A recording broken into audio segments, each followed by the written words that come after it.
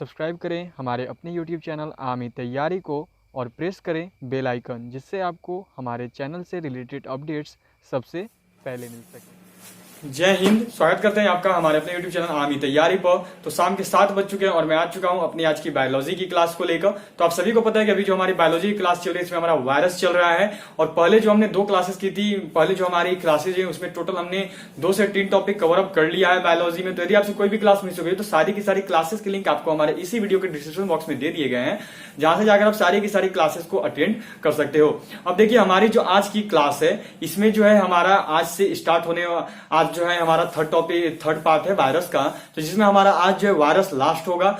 आज हमारा virus complete हो जाएगा। इसके बाद कल से जो हमारी क्लास आएगी उसमें हम लोग नया टॉपिक स्टार्ट करने वाले हैं। तो आज जो है वायरस में हम लोग जानेंगे कि क्या होता है, वायरस का मनुष्य पे प्रभाव क्या है, कौन कौन से वायरस क्या क्या प्रभाव डालते हैं, और एड्स से बचाव क्या है, एड्स की हानि क्या है, क्या उसके कारण है रोग होने के। तो यदि चैनल पे नए हो तो चैनल को सब्सक्राइब करके बेल आइकन जरूर प्रेस कर दें, और जितना हो सके उतने ज्यादा अपने दोस्तों को हमारे इस चैनल से जोड़े और भी ज्यादा बच्चों को हमारे इस चैनल के बारे में जरूर बताएं। तो चलिए आज क्लास शुरू करेंगे। और आप सभी को पता है कि हमारा चल रहा था, इसमें हानि चल रहा था, वायरस की हानि हम लोग कंप्लीट कर रहे थे। अब जो वायरस की हानि है इसमें हम लोग का सेकंड नंबर स्टार्ट होने वाला था, तो सेकंड नंबर लिख लेंगे। सेकंड नंबर में क्या है, सेकंड नंबर फर्स्ट नंबर हमने देख लिया था जो कि पादप का था। अब सेकंड नंबर स्टार्ट होने वाला था हमारा जो कि मनुष्यों के बारे में था। तो सेकंड नंबर लिख लेंगे कि इससे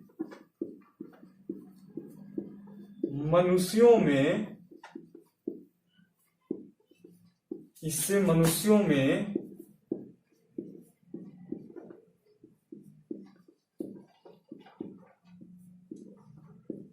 विभिन्न प्रकार के रोग पाए जाते हैं।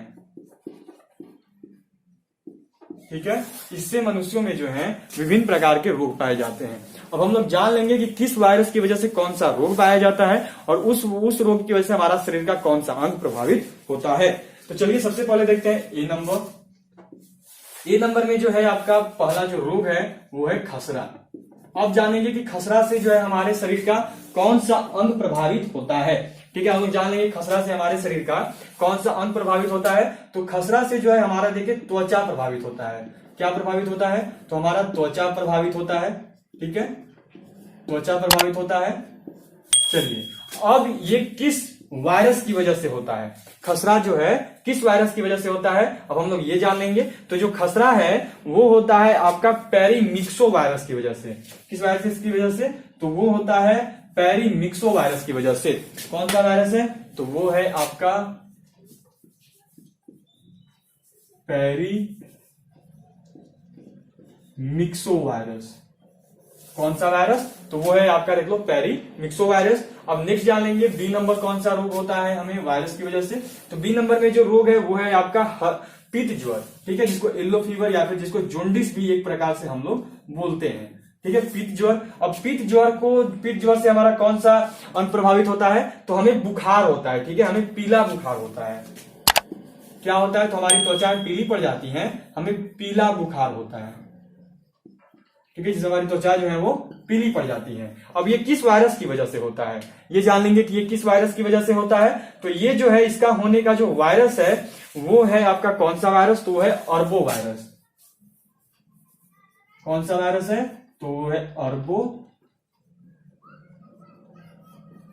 वायरस। ठीक है, कौन सा वायरस है वो, तो वो आपका वायरस है अर्बो वायरस। अब उसके बाद हम लोग देख लेंगे सी नंबर। अब सी नंबर में आपका जो रोग है वो है चेचक है। अब इसमें क्या होता है, चेचक को देखो बुलाया जाता है स्मॉल पॉक्स, चिकन पॉक्स, या फिर इसी को हम लोग यहाँ पे बोलते हैं कि माता जी आ गई हैं, माता जी चढ़ गए, ऐसा कुछ बोला जाता है। तो चेचक क्या है, तो चेचक जो है इसमें क्या होता है, हमें बुखार और हमारे शरीर में छोटे छोटे दाने निकल जाते हैं। ठीक है, बुखार एंड करके लिख देना, त्वचा प्रभावित होती है। क्या होती है, त्वचा प्रभावित होती है, त्वचा पर प्रभाव पड़ता है। अब ये किस वायरस की वजह से होता है, तो इसका रीजन खुद चेचक ही है। इसका वायरस कौन सा है, तो इसका वायरस है खुद आपका चेचक। ठीक है, ये हो गया। अब इसके बाद आगे देख लेंगे, आगे में आपका क्या, तो डी नंबर में कौन सा रोग है, तो डी नंबर में जो रोग है वो है आपका हर्पीस रोग है।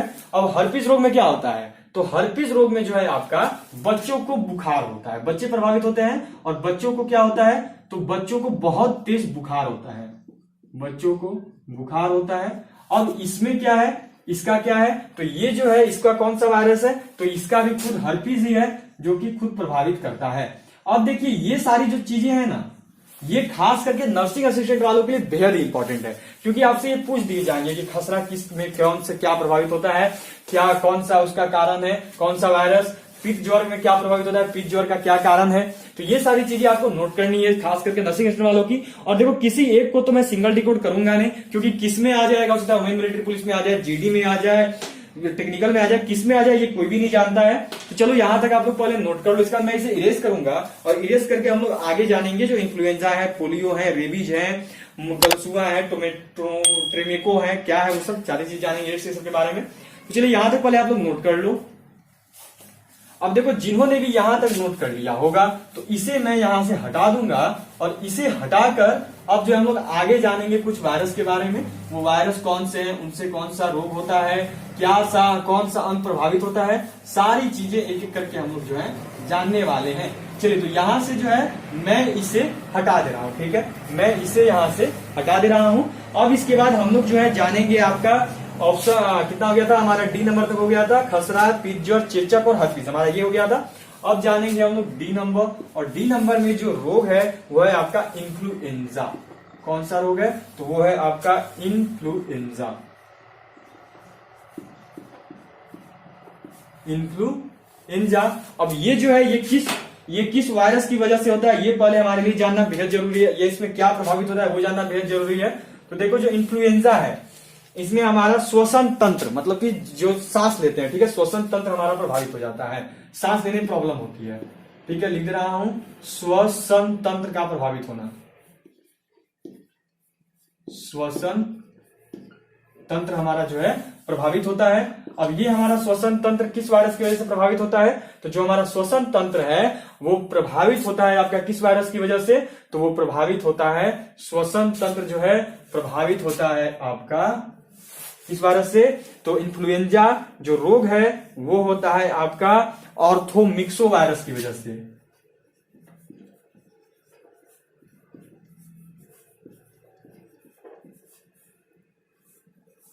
ऑर्थोमिक्सो वायरस की वजह से। अब आगे जान लेंगे हम लोग, देखो आपका ई नंबर, ठीक है, ई नंबर क्या है, तो ई नंबर आपका है कि पोलियो। आप सब जानते हो कि बच्चों में पोलियो की रोग होती है। अब पोलियो के बारे में जान लिया जाए,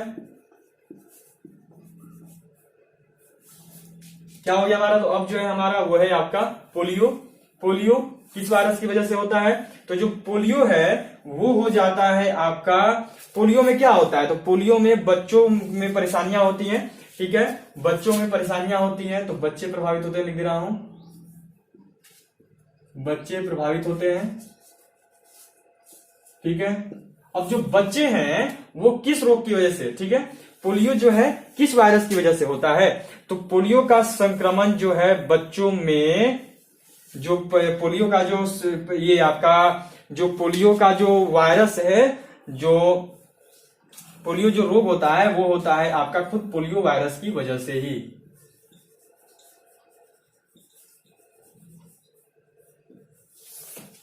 क्या हो गया, तो पोलियो जो है वो आपको बच्चों को प्रभावित करता है। और पोलियो का जो रोग है, जो पोलियो का रोग है आपका, जो पोलियो का जो रोग होता है बच्चों में, पोलियो होने का जो अहम रीजन है, ठीक है, पोलियो होने का अहम रीजन क्या है, तो पोलियो होने का अहम रीजन है इन्फ्लुएंजा हो गया ऑर्थोमिक्सो वायरस की वजह से। और पोलियो होने का जो वायरस है वो है आपका खुद पोलियो ही, उसका प्रभाव पड़ता है। अब है आपका देख लो, आगे है आपका रेबीज, ठीक है, आगे क्या है, तो रेबीज आगे आपका कौन सा है, तो आगे है डी हो गया हमारा। अब देख लेंगे हम लोग ई नंबर, ई हो गया हमारा। अब देख लेंगे एफ नंबर, और एफ नंबर में क्या है, तो एफ नंबर में है आपका देख लो रेबीज, ठीक है, रेबीज है। रेबीज होने का, रेबीज क्या से क्या होता है, तो रेबीज रोग से जो है हमारा, रेबीज रोग से क्या होता है, तो रेबीज से हमारा जो है मस्तिष्क प्रभावित होने लगता है, ठीक है, क्या होता है, मस्तिष्क प्रभावित होता है। रेबीज रोग से हमारा मस्तिष्क प्रभावित हो जाता है।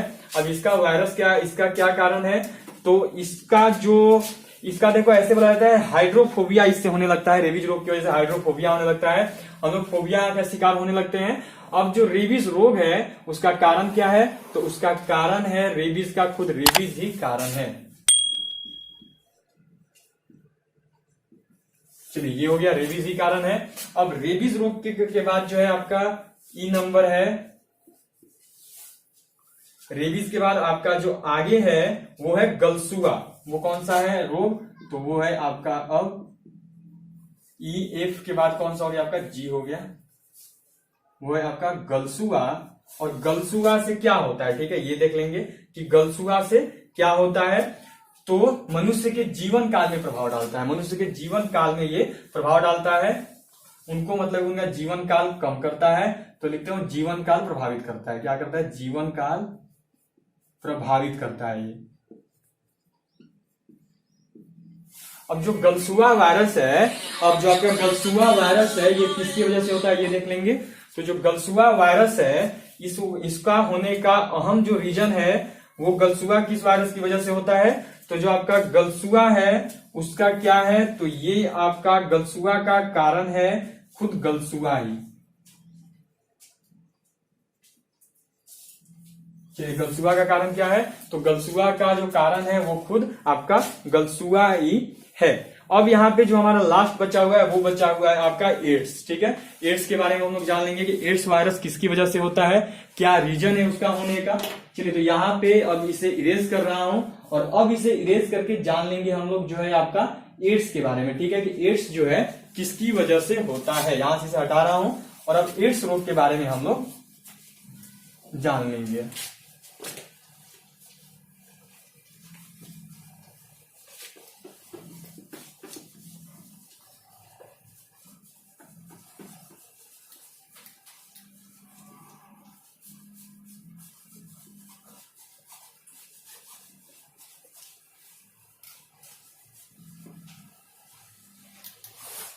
अब जो है हम लोग एड्स के बारे में जान लेंगे।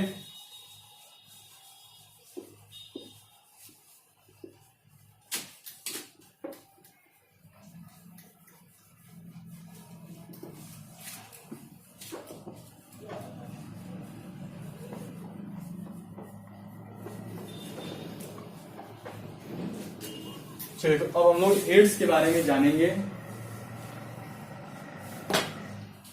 ठीक है। अब लिख रहा हूं यहां पे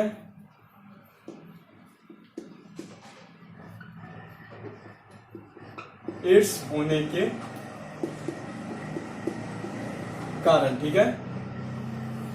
एड्स किन किन कारणों की वजह से होता है उसको हम लोग जान लेंगे, ठीक है। एड्स होने के कारण क्या है, एड्स किन किन कारणों की वजह से होता है, तो वो देख लो। आपका पहला है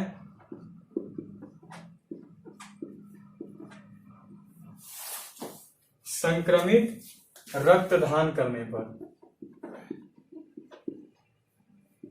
संक्रमित रक्तदान से। संक्रमित रक्तदान का मतलब क्या हो गया कि जो ब्लड डोनेट की जाती है, और मानो यदि आपका कोई एक्सीडेंट हो गया या आपको कभी भी खून का जरूरत पड़ा तो आप किसी ऐसे व्यक्ति से ब्लड चढ़वा लेते हो, ऐसे व्यक्ति से ब्लड का डोनेशन ले लेते हो जिसको कि एड्स था। तो यदि उसको एड्स था तो अब जो है एड्स आपको भी हो जाएगा। क्या, तो ब्लड ट्रांसफ्यूजन की वजह से जो ब्लड हम लोग जो डोनेट करके जो ब्लड अपने में लेते हैं, या फिर जो कि मानो कुछ भी आपके साथ घटित हुआ और आप किसी और बंदे का आपने एड्स लिया, किसी और बंदे का आपने मानो खून अपने में लिया, आपने उसका खून अपने ऊपर चढ़वाया, तो अब क्या, यदि उसको एड्स था तो आपको भी एड्स हो जाएगा, ठीक है, संक्रमित रक्तदान से। और फिर जो है आपका सेकंड नंबर जो रीजन है वह संक्रमित सुइयों के प्रयोग से। संक्रमित सुइयों के प्रयोग से हमारा मतलब है कि जैसे जो आपका ये सिरिंज होते हैं, ठीक है, जो आपको बुखार लगता होगा, कोई रोग होता होगा, कोई बीमारी होती होगी, तो आपके यहाँ सुई दी जाती है, सिरिंज दिए जाते हैं। तो वो जो सुइयां होती हैं, यदि वो सुइयां यूज की जाती है, जैसे मानो कि किसी डॉक्टर ने किसी एड्स वाले बंदे को इंजेक्ट किया था, उस सुई से किसी एड्स वाले बंदे को इंजेक्ट किया था, तो यदि अब वही इंजेक्शन से आपको भी इंजेक्ट किया जाता है तो आपको भी एड्स हो जाएगा। और फिर है आपका यहाँ पे कि संक्रमित माता के गर्भ में पल रहे बच्चों को, ठीक है, संक्रमित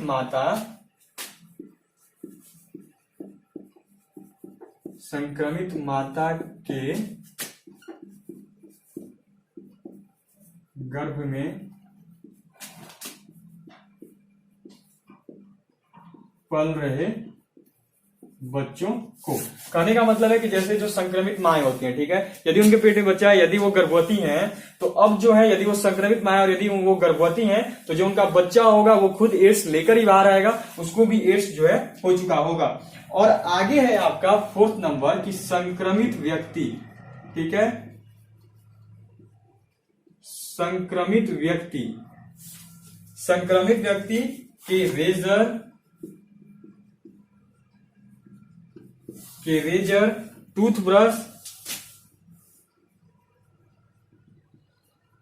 टूथब्रश आदि इस्तेमाल करने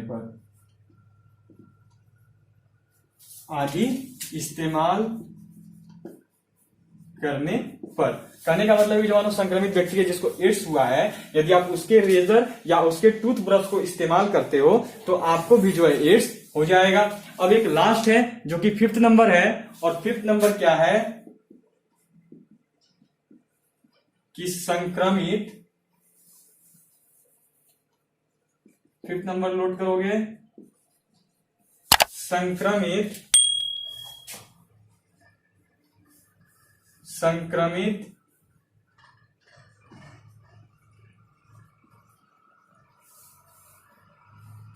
संक्रमित रोगियों से यौन संबंध स्थापित करने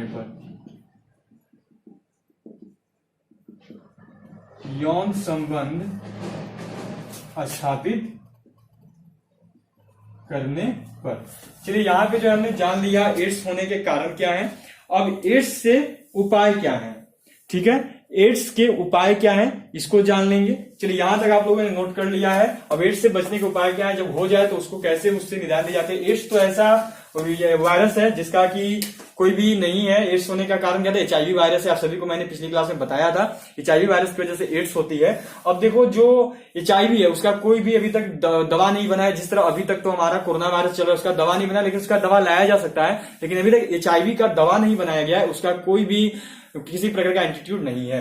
तो चलो यहां तक पहले नोट कर लो। अब इसके बाद हम लोग जो है आगे जानेंगे कि उपाय क्या है, कौन कौन से उपाय दिए जाते हैं रोगियों को जिससे वो जीवित रह पाते हैं। चलिए यहां तक आप लोग पहले नोट कर लो। हो सकता है आप सभी ने यहां तक नोट कर लिया होगा। अब इसे यहां से मैं क्या करूंगा कि हटा दे रहा हूं, और अब जो है इसे यहां से हटाने के बाद हम लोग इनके उपाय देख लेंगे, क्या है इससे बचने के उपाय, या जिसको हो जाए फिर उसको कैसे बचाया जाता है, उसको जीवित कैसे रखा जाता है, कौन सी दवाइयां उसे दी जाती हैं।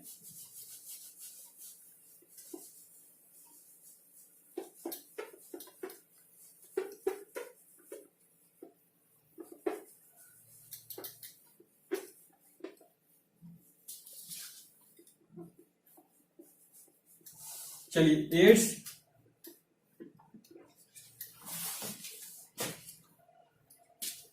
एड्स से बचने के उपाय, ठीक है, क्या लिख रहा है अब, तो एड्स से बचने के उपाय, ठीक है, एड्स से बचने के उपाय।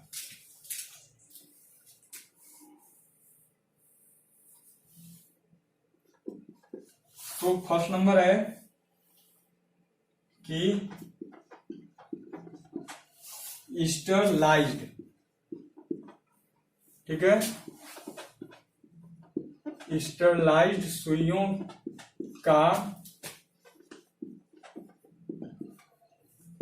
प्रयोग ना करना, ठीक है। स्टरलाइज सुइयों का प्रयोग करने से मतलब है कि जो भी सुइयां, वैसे सुई जिनका प्रयोग पहले से किया जा चुका है वैसे सुइयों का प्रयोग नहीं करना चाहिए। आप नए सुइयों का इस्तेमाल करें। ये हो गया।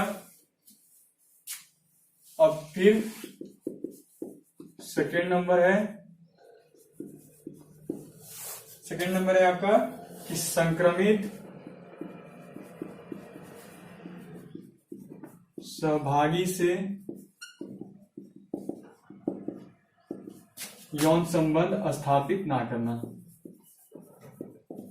स्थापित ना करना। ठीक है, ये दो उपाय हो गए। अब यहाँ पे नोट करने लायक एक चीज है, इसको नोट कर लेना, ये लास्ट है इसमें, कि एड्स जो है आपका, एड्स संक्रमित व्यक्ति के साथ, एड्स संक्रमित व्यक्ति के साथ भोजन करने,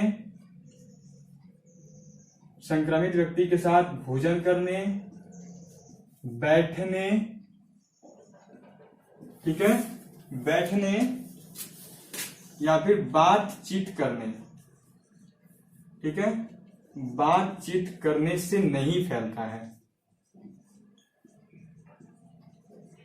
से नहीं फैलता है।